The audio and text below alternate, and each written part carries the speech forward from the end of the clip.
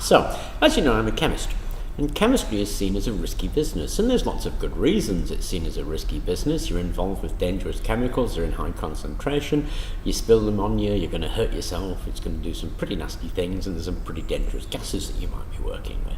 So, chemistry has a high degree of risk. And it's not the only one, there's plenty of businesses out there that have high degrees of risk. Recently, they've started to clean the clock face in London on Big Ben, and got this gang of guys taken them up to the roof, tied them on the roof and chucked them over. And they're about 500 metres high or so, held up by nothing but a bit of string with a dishcloth cleaning the clock. These guys are, to my mind, involved in a risky business. And chemistry is a risky business. Now, I obviously do a lot of stuff on YouTube.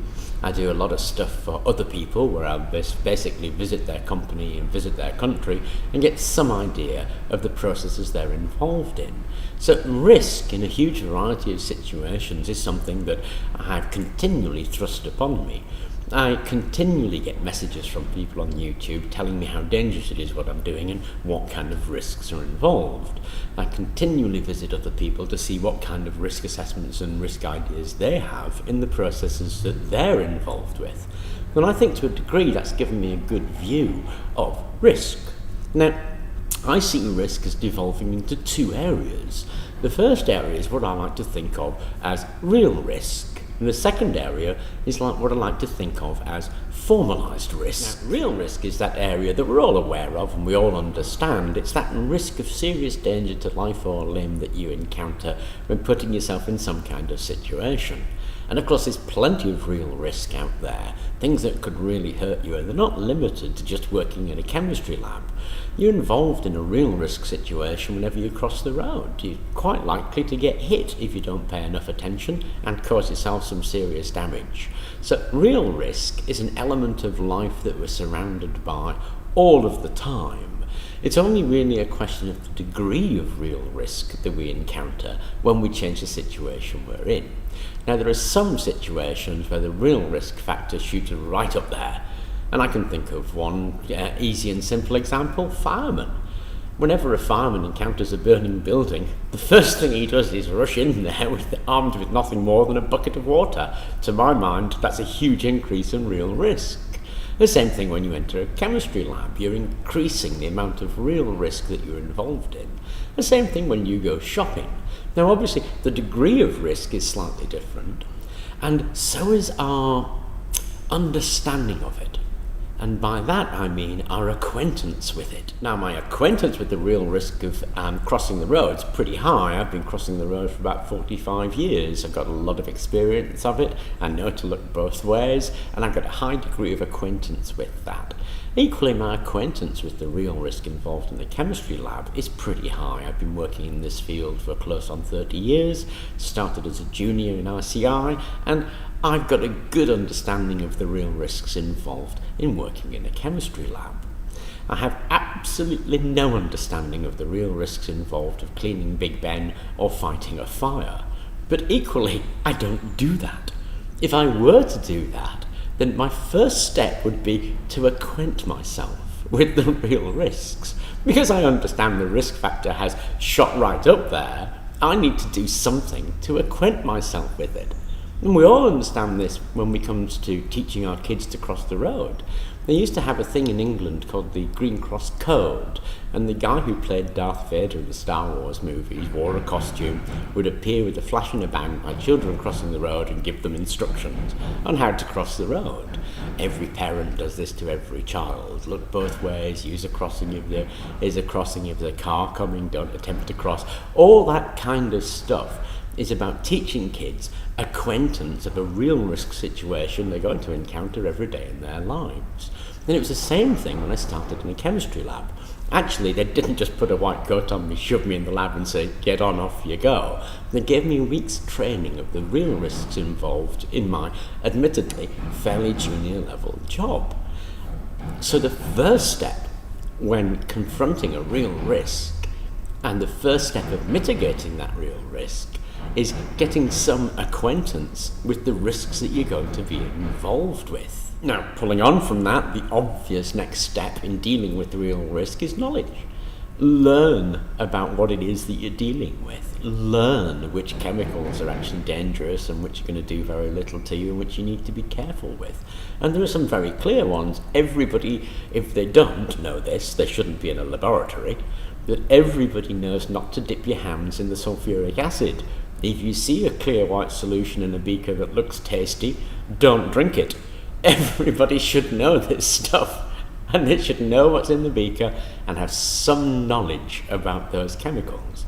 So moving on from acquaintance with the risk, we get to knowledge about the risks that you're involved with. Pulling on from that knowledge of the risks that you're going to be involved with is experience.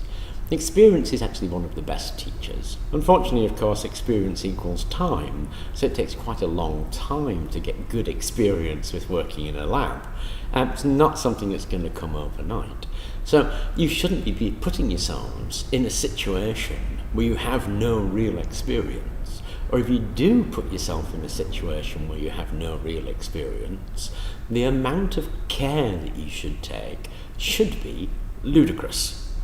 Now, when I first started doing hydrothermal carbonisation as a technique, then the main technique is actually a pressurised technique, and you use essentially a bomb calorimeter. It's a big old steel vessel, and you screw the top down, and you raise the heat and raise the pressure, and your reaction happens in that. You're effectively making a bomb. So the thing that you don't do is stand and look down on it. Because what's going to happen if that explodes is that force is going to go straight in your face and leave your forehead embedded with great lumps of metal. Now, when I first started doing it, we had a separate room. We had a bomb calorimeter room. Had a great big old picture glass in there, with the glass about this thick so you could look at it. You'd set the whole thing up, go into the control room and look at it from the control room, because you didn't know if that thing was going to explode or not. So the precautions you took when you were doing something new were very, very heavy. We also surrounded the calorimeter, incidentally, in sandbags, because nobody actually knew what was going to happen. We took ludicrous precautions for safety because we had no real knowledge or no acquaintance with that procedure. And that's what you need to do if you're dealing with a procedure that is new to you. It's something you need to take ludicrous precautions about. Now, you see this on YouTube. You see guys doing experiments in the microwaves. The interesting ones are where the guy puts something in a microwave, slams the door shut, and then peers the microwave about this far away. And I think, good Lord. But that's what they do. The sensible guys, and there's a fair few of them, they put the microwave at the bottom of the garden. They have an enormous lead leading up to the house. A little press button, they put the thing in, press the button, and it turns on. They're a good, 50 metres away from it or something, hiding around the corner as the experiment happens. It seems silly at the time, but they have no acquaintance, no knowledge really of what's going on in there. So they're taking actually appropriate steps for the real risk involved, and that's great. That's exactly what they should be doing when it comes to real risk. Basically, be careful. So the basic steps in managing risk are awareness, knowledge, understanding, and being careful. Now, we get carried away with real risk, to be honest. Because it's something that's seen as risky, then it's seen that everything you do is risky. And to give it a little bit of context, because I knew I was going to make this video, I had a look at the accidents in the workplace statistics for the UK for the last couple of years. And the number of accidents resulting from chemical spills is about the same. The number of accidents resulting from chemical spills and chemical attack was 600. Now, that seems quite a lot, until you realise that the number of accidents caused by being struck by a static object were 13,500. Now, you've got to ask yourself, what does it mean to be struck by a static object? I mean, if this object is static, how can you be struck with it? Well, it's only one way, people walking into things.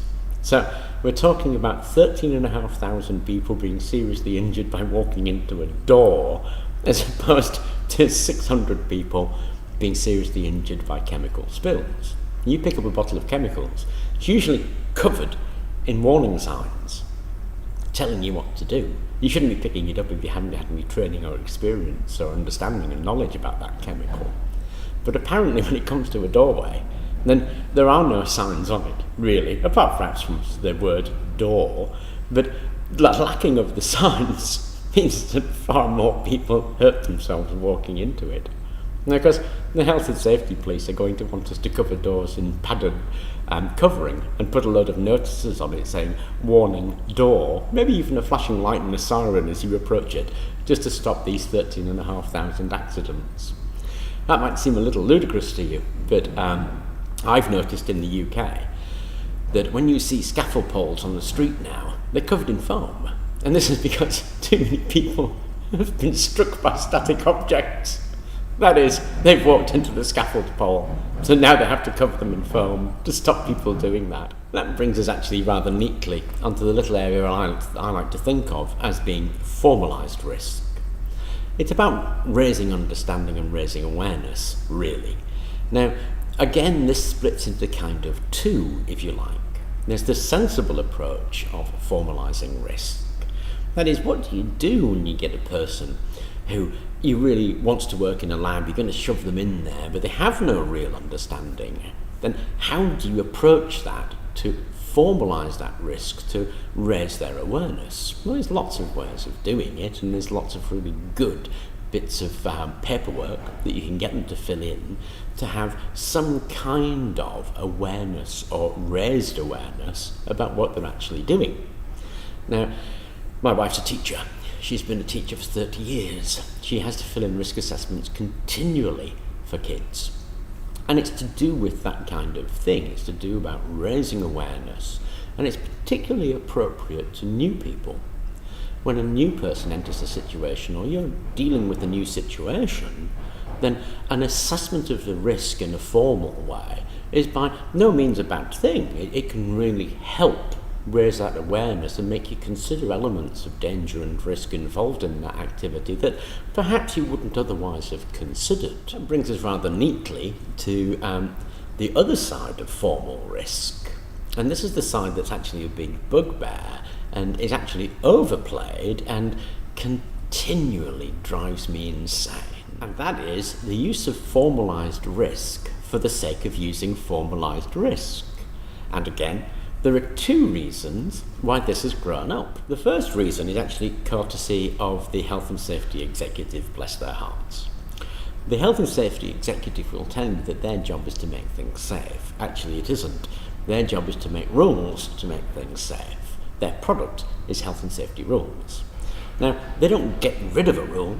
They lay the rules one on top of the other until you get this massive codice of rules that become almost impossible to comprehend. Such a dense pile of rules takes somebody's job to wade through to make sure that they're being applied.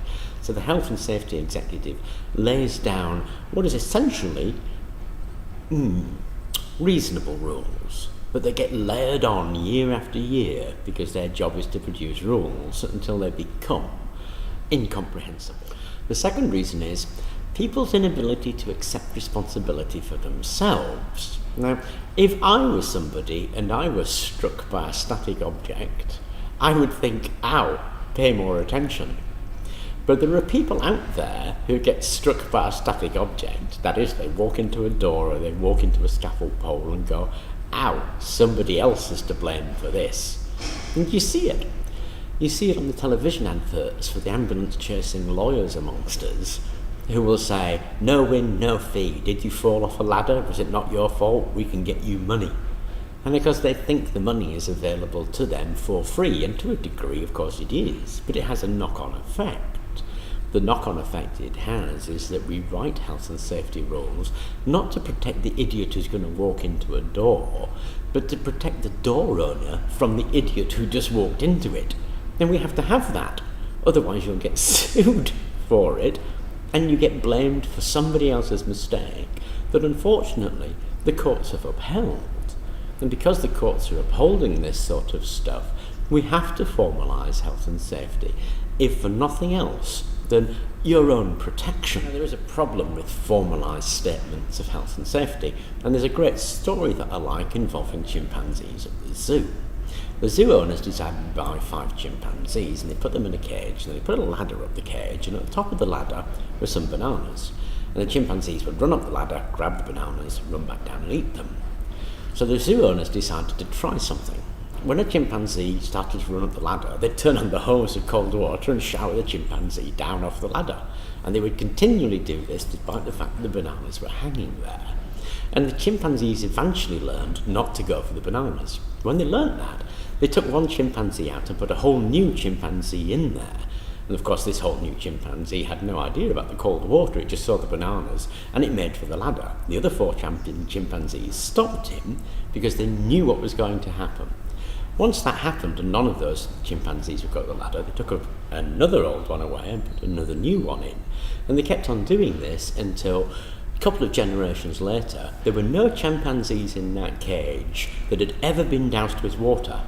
But oddly enough, not a single chimpanzee would go to the ladder and go up for the bananas. So they disconnected the water, and still the chimpanzees would not go up the ladder to get the bananas. Now, this is a fine example of how corporate decisions are made.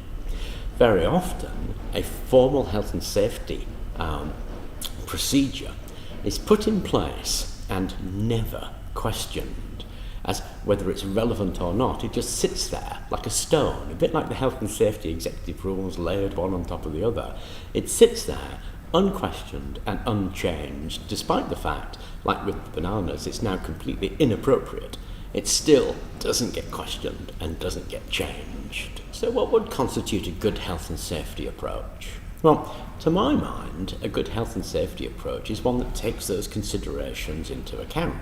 That is, it should raise awareness, it should include an element of knowledge, it should allow some kind of experience, it should have some procedures for safety based on the situation that it's generated to improve, it should be under constant review, and unfortunately, it should also afford protection for the company that is actually generating it. So anyway, I know it was a bit sort of a serious discussion on health and safety, but I hope it was of interest to you, and thank you very much for watching.